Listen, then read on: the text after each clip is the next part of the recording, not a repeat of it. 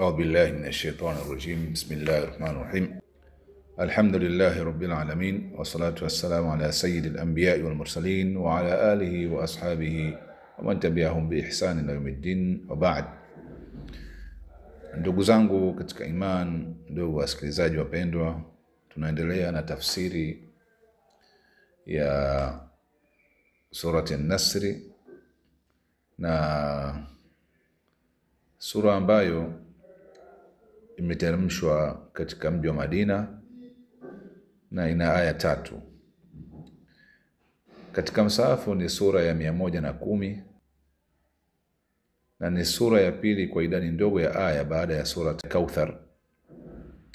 Imeitwa An-Nasr kutokana na kutajwa kwa neno An-Nasr ndani ya sura hiyo. An-Nasr ni neno la Kiarabu lenye maana ya nusura au ushindi.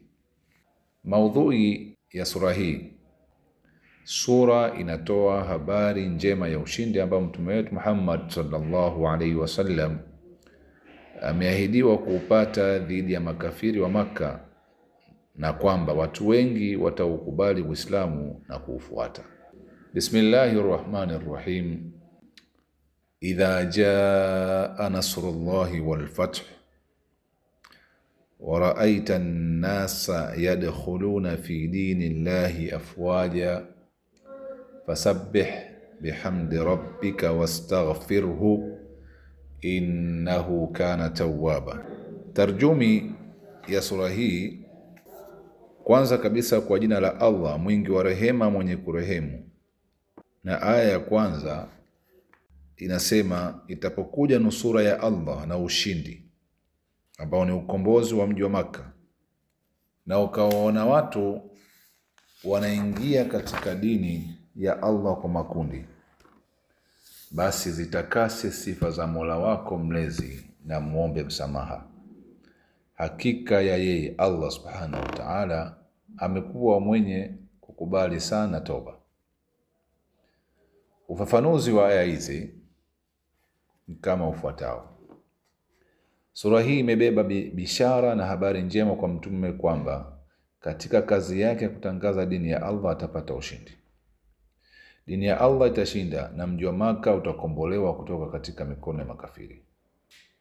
Nukuu zinasema kuwa watu wengi katika bara la Arabu walikuwa tayari kuingia katika Uislamu, lakini walikuwa wakingoja waone kwanza watu wa Makka wanaokubali Uislamu. Ikumbukwe kuwa watu wa Makka walikuwa wakiheshimika sana kutokana na kuwepo kwao katika mji mtukufu ambao Allah anaulinda.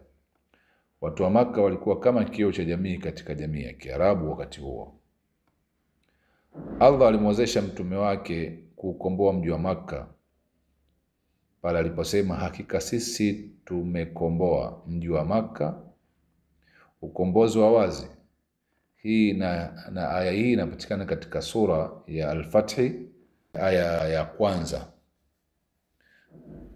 Sura Al-Fath aya ya kwanza tunapata aya hiyo ambayo inasema, hakika sisi tumekomboa mji wa Makka, ukombozi wa wazi. Kutokea hapo Waarabu wote waliokubali Uislamu na kuingia humo makundi kwa makundi. Uislamu ulishamiri na kuenea kwa kasi kubwa.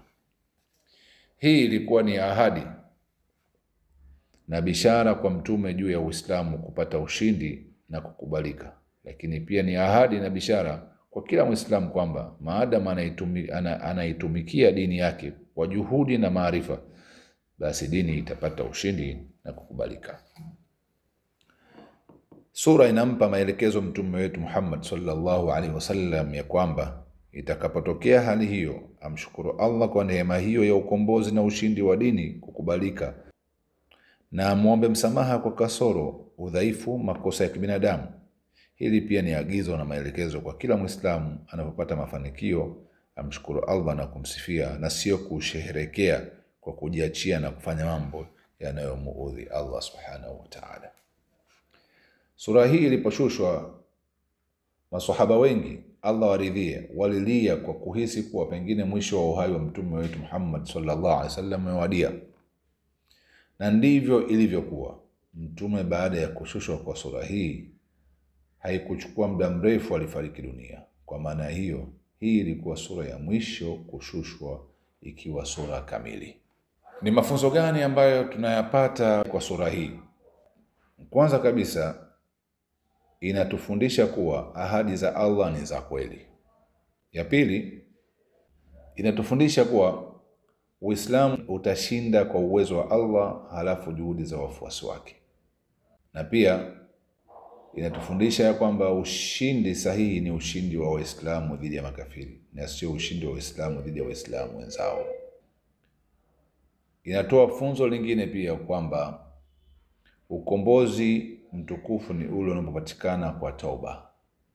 Na inatufunza ya kwamba lolote linalotokea katika ulimwengu huu ni kwa mipango ya Allah na sio kwa mipango ya binadamu mwingine au kiumbe kingine chote. Ni Allah atakavyopanga ndivyo ambavyo inatokea.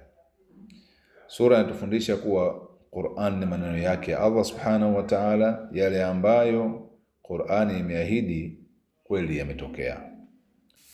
Kama itoshi, pia inatufundisha ya kwamba Muislamu hataki kujikweza na kujigamba kwa juhudi zote anazofanya katika kuendeleza dini. Mtume alifanya juhudi kubwa, lakini ameamrishwa kuomba msamaha na kuomba toba. Na inatufundisha pia sura hii ya kwamba Muislamu anapohisi kukaribia kifo azidishe kuomba toba na kuomba msamaha. Na pia anapopata ushindi au jambo la furaha anatakiwa amsabihi Allah, amshukuru na kumuomba msamaha na sio kusherekea kwa kufanya mambo ambayo yanamuudhi Allah. Na pia la mwisho ambalo tunajifunza katika sura hii ni kwamba Allah ana sifa ya kusamehe na kukubali tauba. Hivyo tujitahidi kukithirisha kuomba msamaha na kuomba tauba, kwa sababu Allah Subhanahu wa Ta'ala innahu kana tawwaba, hakika ni mwingi wa kusamehe. Kwa hiyo baada ya kusikiliza haya, tumuombe Mwenyezi Mungu Subhanahu wa Ta'ala atuongoze katika njia iliyonyooka, atuongoze katika njia iliyo haki, na tujalie miongoni mwa wale ambao wanayasikia maneno mazuri kisha wanayafuata. Wassalamu alaikum wa rahmatullahi wa barakatuh.